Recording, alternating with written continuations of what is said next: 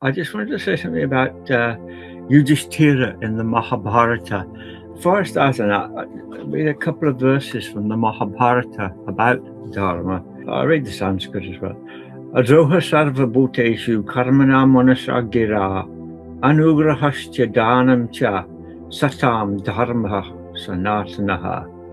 Never displaying malice towards any living being through actions, thoughts, or words. Acts of kindness and giving in charity. This is the Sanatana Dharma adhered to by righteous persons. Here's another one. Ahimsa satyam akrodho dana metaschatustayam. Ajatashatru sevasva dharma esha sanatanaha. Not harming, truthfulness, remaining free from anger, and charity are the four practices you must adhere to, Ajatashatru. This is Sanatana Dharma. The recipient of that final verse there was Yudhishthira. And I wanted to say a few words about Yudhishthira in the Mahabharata, because often when I ask people who is the most virtuous person, the most righteous person in the Mahabharata, they say often Bhishma, often Arjuna, occasionally Karna even. But truth of the matter is, as the Mahabharata itself makes clear, that it is Yudhishthira. Because as they are proceeding to the mountains at the end of the Mahabharata, all the Pandavas fall and taste death one by one. And it says they had one fault. Like Arjuna's fault was his pride in his ability as an archer, and that comes out when he takes the thumb of Ekalavya, that's right, because he might have been a better warrior, a better archer than Arjuna. So, but Yudhishthira goes on, and it said he only performed one fault in his life, one thing, and that was when killing of Drona, when they shouted out Ashvatthama, and then the elephant is dead. That was Yudhishthira's only false deed. And it's worth bearing in mind that he did that because Krishna told him to do it. So his only wrong deed was following Krishna's instructions.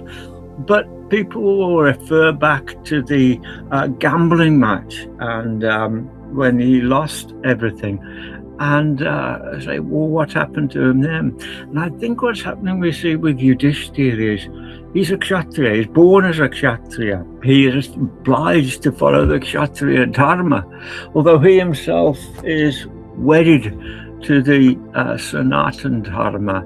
So he's not Sanatana Dharma and Kshatriya Dharma don't go together that well. So when he comes into the gambling arena, he's challenged first of all by Shakuni, and he doesn't want to gamble. He refuses because it's not in his nature.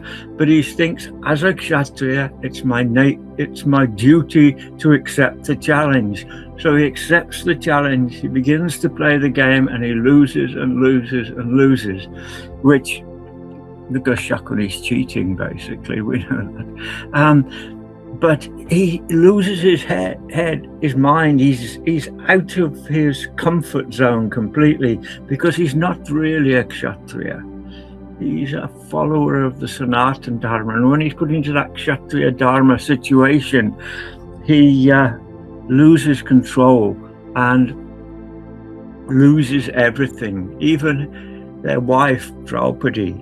Bhima at that point wants to intervene because, they drag Draupadi in and want to expose her in front of the assembly. Bhima says, this is too much. I'm going to intervene and stop all these people doing it. But Yudhishthira, because he sees it, I've kept my word. I've given my word, I must keep my word, as is the principle of Dharma, and therefore we can't intervene.